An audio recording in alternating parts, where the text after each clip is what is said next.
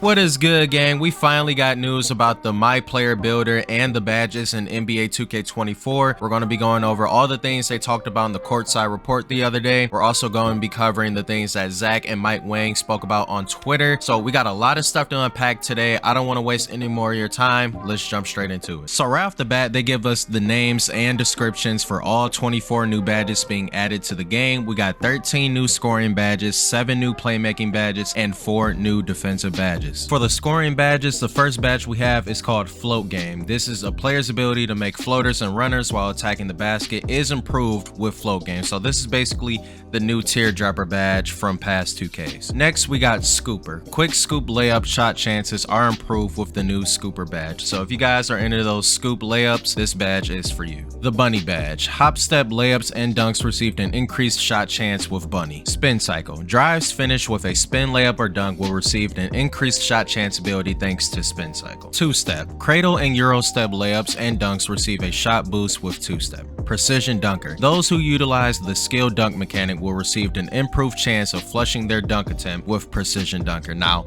guys, don't confuse this with posterizer. Posterizer is still in the game, or they will have listed it as one of the badges removed from the game. This only helps with the dunk meter, but if you ask me, I feel like they should have just combined this badge with posterizer just to eliminate all the clutter with badges, but that's just me. Hook specialist. No love lost for post play aficionados, brought back from the dead. Hook specialist increases the player's ability to make hook shots out of the post. Post fade phenom. Similar to hook specialist, post fade phenom will allow a player to make post fades and hop shots out of the post at a higher clip. Open looks. As a way to encourage sudden opportunities, open looks will enhance a player's ability to make wide open jumpers. Now, I feel like this badge could be either extremely useful or extremely pointless, because if you know your shot, you will hit your wide open shots. But if you just know you're timing your shot right and sometimes just still miss wide open, this badge could be pretty useful, but we'll just have to wait and see. Spot finder. By utilizing the get open mechanic, R2 or right trigger tap, Spot Finder allows players to receive a speed boost off the ball to get an open space with a raised chance of knocking down the shot off the ensuing catch. Now, it sounds like off-ball movement might finally be useful this year, but we'll just have to wait and see. Now, this next badge already has everybody worried about 2K24, and the game hasn't even come out yet. They feel like it's going to mess up the flow of games, and it's going to reward players with terrible shot IQ. But this next badge is called Whistle. Creating contact and getting to the free throw line when attacking the rim or shooting a jump shot is improved with the new Whistle badge. Now, like I said, I feel like this badge is going to really get on a lot of players' nerves. I feel like it's going to reward players that have bad shot IQ or just go in the paint with 4 defensive players in front of them and they get bailed out by the rec blowing the whistle at them. Having this badge on Hall of Fame, man, I don't know, man.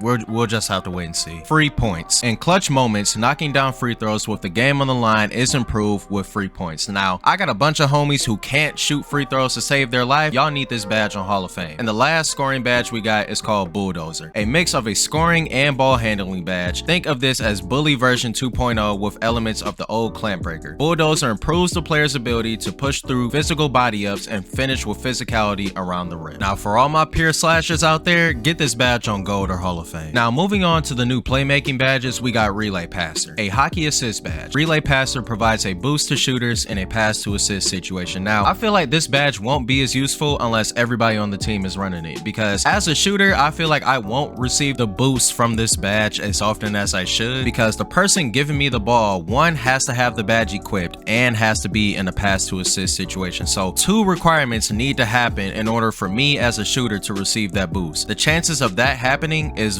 very unlikely. So like I said, unless everybody on the team is running this badge, I don't see it being that effective. The next badge we got is called Touch Passer. Players who quickly move the ball upon receiving it will receive faster pass animations with Touch Passer. Big Driver. Face-up bigs driving to the basket from within the mid-range area will receive an initial launch boost with big driver. This is basically like quick first step, but for bigs. Blow by. Quicker ball handlers receive boost and body up interactions with defenders when blow by is equipped. It sounds like this badge is pretty much the new clamp breaker. Physical handles. During physical body up interactions, players with physical handles have a higher chance of winning the outcome following a dribble move. The next badge we got is called Speed Booster, a perimeter only quick first step badge. Speed Booster will allow for quicker launches when coming from a standstill dribble situation. It's kind of self-explanatory. This is basically like the new quick first step badge. And the last new playmaking badge we have is called Triple Strike. Players excel with triple threat launches and jukes at a higher rate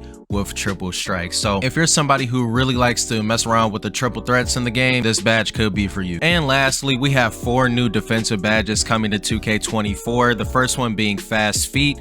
They say it wouldn't be a fair game if only offensive players receive speed boost. Fast Feet can be looked as a quick first step badge for defenders, allowing defensive specialists to stay in front of shifty ball handlers. I really appreciate this badge, and I really love the fact that 2K added this badge into the game, because it always felt one-sided whenever I was trying to defend a player who had like 90 something speed and 90 whatever acceleration along with Hall of Fame quick first step. It almost felt like I had no chance to defend that. Fast Feet will give us that opportunity to finally keep up with all the speed boosters in 2K24. Now the next badge coming to the game is called Right Stick Ripper. Those who utilize the right stick steal mechanic will receive a boost on steal attempts with Right Stick Ripper. Immovable Enforcer, a direct counter to Bulldozer. Immovable Enforcer allows the defenders to win physical matchups when it comes to body ups and contact layups. And lastly, we have 94 feet. Players with 94 feet receive fewer body up stamina hits and improved body up wins when pressing full court. Don't worry, those who do not have this badge will regret pressing full court. So those are all 24 of the new badges coming to 2K24. After that, they just listed the names of the badges that have been removed from the game, those being Limitless Takeoff, Bully, Clamp Breaker, Menace, Mismatch Expert, Quick First Step, Vice Grip, Amped, Clutch Shooter, Floor General, and Volume Shooter. Moving on to the My Player Builder, this is what the new My Player Builder looks like for 2K24. On the left side, you can see that it is something that we are accustomed to seeing. It shows our position, our height, our weight, our wingspan, and it has all the same attributes as last year. On the right side, you can see that it lets us toggle between all the badges we can unlock for our build, or if we want to break it down even further and look at the relevant badges we unlock for that specific attribute, we can look at that as well. Now, if you guys take a closer look, they break the badges down into tiers. You can see that Clamps is an S tier badge, 94 feet and all the badges below it is an A tier badge, and Off Ball Pest is a C tier badge. That is something that 2K has decided to do a little bit different this year. If you guys take a look, they say in addition, badges have been split into 4 tiers: S tier, A tier, B tier, and C tier, with S tier pretty much being the cream of the crop. Sticking to the course from NBA 2K23, a player's height determines tier assignments, and each badge has a unique set of attribute requirements for unlocking the use of the badge. Another cool feature about the builder this year is that you can choose between creating your own custom player or something that's new to 2K24. You can start with an NBA player template. So just to name a few, say if you wanted to make Giannis or Steph Curry or Kevin Durant, you can start off with their template and you can tweak the template to your likeness. It's completely customizable. So if you wanted to give Giannis a 3-point shot, or if you wanted to give Steph Curry a 95 driving dunk, you have the ability to do that. Like I said, it's completely customizable. Or if you like the player template exactly how it is, you can run it just like that and start your career. And just to add on something regarding the NBA player templates, Zach Timmerman put out a tweet that said, a cool little feature we like about the NBA player templates and the builder is that if you choose one and avoid customizing, you'll be equipped with all of his signature gameplay animations off rip. And Mike Wang followed up with that tweet by saying, not only do you automatically get the player's SIGs, but they're equipped off rip even if you don't meet the normal requirements as a 60 overall. Just a nice little perk of using the NBA templates. The devs at 2K believe that this is the most balanced builder that we have seen out of any 2K, and more emphasis was placed on preventing meta builds like how the 6-9s were running everybody out of the wreck last year. So I am very excited to see what changes will come out of the builder in terms of gameplay and the wreck, and I am even more excited to get my hands on the builder to see what I can cook up. Moving along to badge level progression, as you guys can see, this is our new screen screen for our badges. They break each tab up by tier. So as you can see, we have our C tier, our B tier, our A tier, and our S tier badges, all with their individual tab. Right next to them, we have our badge perks, our floor setters, and our performance multipliers, all of which I will explain in full detail. And once you guys hear all the things that 2K has implemented for the badge level progression system this year, you'll realize that they have made badge grinding a whole lot easier this year. I mean, they give you plenty of opportunities to upgrade your badges this year. This is by far the easiest we have ever had in terms of badge grinding. But I'll begin by just saying that badge points are no longer a thing in 2K. The way you upgrade your badges will be determined by how often you use the badge and how effective you are with the badge. I'll read here. It says, over time, from game to game, your usage and skills with the badge are being evaluated, and your badge level will start to trend towards the level that matches your play. Badges with high usage and success will trend towards the higher levels within your potential, while badges with lower usage and success will trend towards the lower levels. There is a floor. However, your badge will never drop below bronze. If a badge drops below a level you once had, regaining that level takes less time than it did the first time around. Certain badges are also protected from games in which they cannot fire, such as Relay Passer in a 2v2 game. So for example, let's just say you have Mini Magician on silver and you're trying to get it to gold. In order to upgrade that badge to gold, you one, have to be efficient. You can't just go 5 for 22 on phase and expect your progression bar to go up. It can actually go down to bronze if you're not careful enough. So one, you have to be efficient, and two, you have to be firing off that badge at a consistent rate. And once you do that, then you'll start to see your progression bar go up. They also mentioned that it could either be easier or harder to obtain a badge depending on which tier you're trying to go after. So right here they say that C tier badges, generally considered the least powerful badges in your arsenal, will be easier to gain and keep. Each tier you go up makes it progressively harder to gain and quicker to lose. So I kind of like to think of it like this. So say if you're going to the gym and you're working out, it's harder to gain everything you work towards,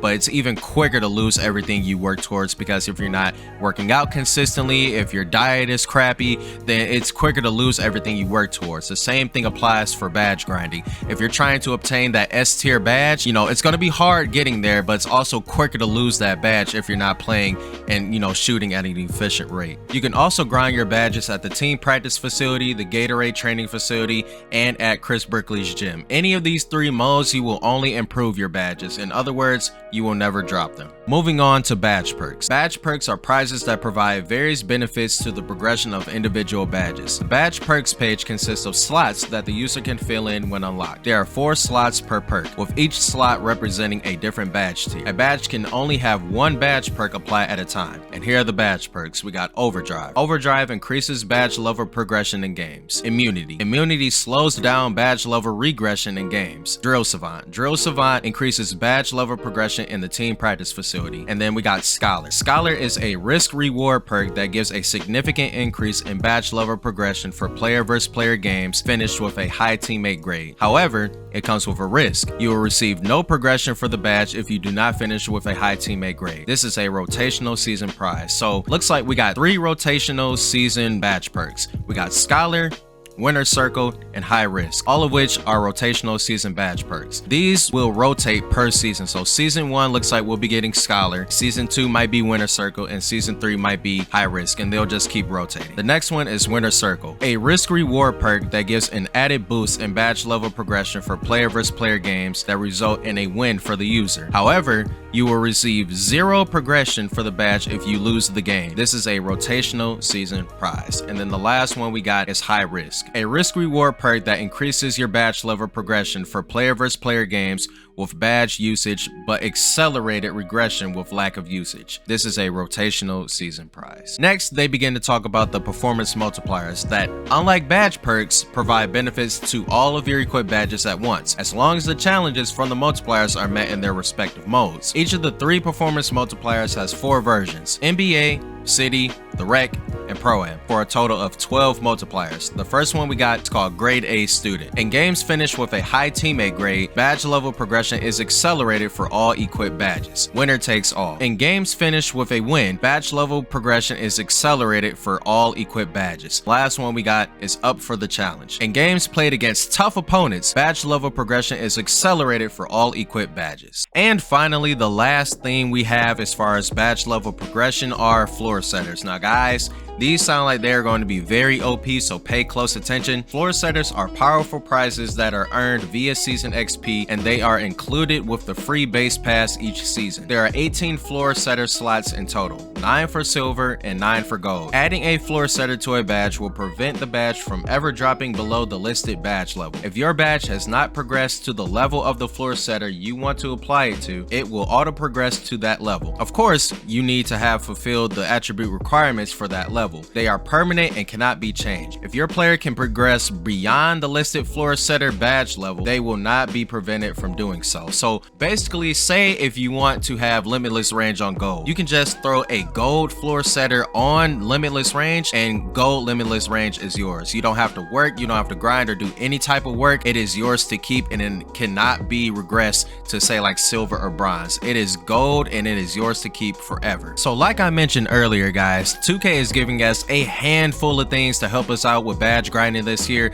We got the badge perks, the floor setters, the multipliers, the training facilities, sea Brickleys. I mean, they're just making grinding badges this year so easy. You can probably have all your badges maxed out in like the first week and a half. No cap. There's no excuse as to why you shouldn't have your badges maxed out whenever you want them to be, bro. They're giving us everything we need to make sure we have our badges grinded as soon as possible. So lastly, before I wrap up the video, I just want to go over a couple tweets by Zach Timmerman and Mike Wang. Zach tweeted out and he said that Gym Rat is gone. The under the hood attribute boosts earned in the gym are gone as well. You work on certain badges in the gym now. Perfect workouts can still give you the extra turbo boost for the week, and the turbo boost can be earned permanently later on. Lastly, Mike Wang tweeted out and he said, Whistle increases both the frequency of shooting fouls being called on you and also improves your ability to finish in ones. It sounds scary, but shooting foul frequency is generally pretty low, probably more useful in my career than comp games. But that is everything we know right now about the My Player Builder and the badges in 2K24, man. We should learn more about that stuff from the creators that attended Community Day in the next few days. But like always, if you're new around here, make sure you subscribe to the channel, and if you enjoyed the video or found it informative, make sure you drop a like. Like I said, guys, you know I got you if any more news comes out regarding the game. I got a lot of stuff planned for the channel, so make sure you stick with me throughout the year, and I will catch you guys on the next video.